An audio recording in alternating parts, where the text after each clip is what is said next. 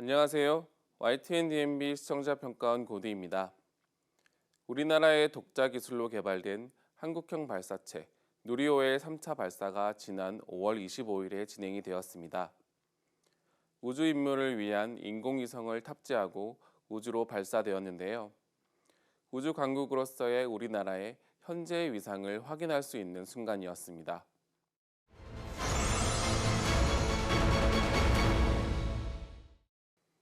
특집 대항해 시대 2.0 우주가 미래다는 앞으로 더욱 치열해질 것으로 예상되는 우주 관련 산업의 경쟁을 다루고 있는데요. 우리나라의 기술력을 바탕으로 그동안 진행되었던 다수의 사례를 통해 우주 경쟁에 있어 현 위치를 확인하고 미래를 대비하는 내용을 담고 있습니다. 우선 전문가의 재미있는 예를 통해 누리호와 같은 한국형 발사체의 중요성에 대해 알 수 있었습니다. 최초의 기술력이라 할 수 있는 소형 자동차를 시작으로 중형, 대형, 스포츠카, 트럭에 이르기까지 다양한 영역으로 확대될 수 있는 사례를 통해 우주를 향한 발사체가 꼭 필요한 이유에 대해 이해할 수 있었습니다. 나사의 아르테미스 프로젝트에 대한 설명이 이어졌는데요. 유인 달 착륙과 우주기지 건설을 목표로 많은 우주기술 선진국 20개국이 참여하고 있다는 내용과 함께 우리나라가 10번째로 함께 참여하고 있다고 합니다. 우주 산업에 있어 우리나라의 현 위치를 알 수 있는 부분이었습니다. 아르테미스 프로젝트의 일환으로 대한민국 최초의 달 탐사선 다누리가 2022년 8월 5일 발사되었습니다. 다누리에서 관찰된 슈레딩거 계곡이나 치올콥스키 크레이터와 같은 달 뒷면의 사진을 볼 수 있었는데요. 일반적으로 지구에서는 달의 뒷면을 볼 수 없다고 하는 만큼 사진으로 전달된 내용은 매우 흥미로운 부분이었습니다. 다누리에 탑재된 우리나라의 기술에 대한 소개도 이어졌습니다.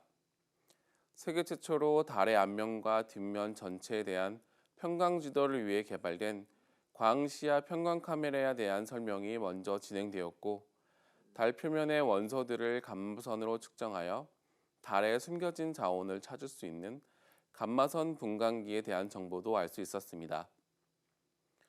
직접적인 인터넷 연결이 없어도 데이터를 저장했다가 이동하여 전송하는 네트워크 방식인 지연 내성 네트워크 기술에 대한 설명도 전해졌는데요. 평소에는 접하기 어려운 생소한 용어들이었지만 그래픽 화면과 상세한 설명으로 기술에 대해 쉽게 이해할 수 있었습니다. 현재 우리나라 외에도 우주 경쟁에 뛰어든 다른 나라에 대한 설명도 이어졌습니다.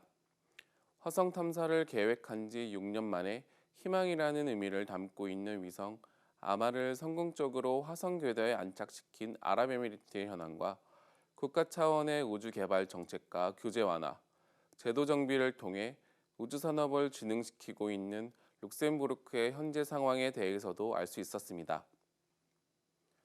달 탐사를 위해 연구 환경을 조성한 국내 연구기관의 모습도 알 수 있었는데요. 달 표면과 유사한 집안의 조건과 온도, 압력 조건까지 모사 가능한 시설을 구비하여 달 환경에서 이루어지는 다양한 미션을 사전에 연구해 볼 수 있게 되었다고 합니다.